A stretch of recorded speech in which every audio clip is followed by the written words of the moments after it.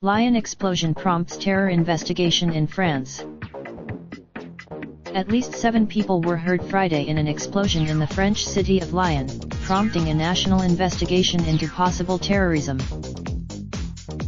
The blast occurred in the early evening in the city's central shopping area, and authorities were searching for the culprit. French President Emmanuel Macron characterized the blast as an attack shortly after it happened, telling an interviewer "IM."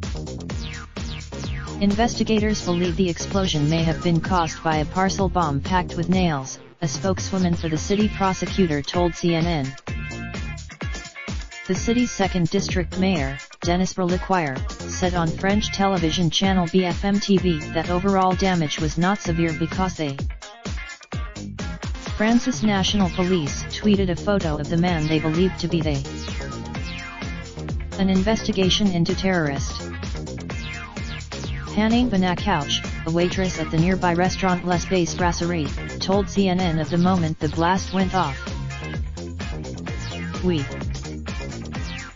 The evacuated scene was visible in photos tweeted by the regional police of Auvergne-Rhône-Alpes, which asked the public to avoid the area. Emergency responders were assisting the wounded, a spokesperson for the Police Nationale told CNN, adding that the priority would be assisting victims regardless. Later in the day, Macron tweeted, "Tonight. Raindrop, drop top, smoking, no cooking the hot pot.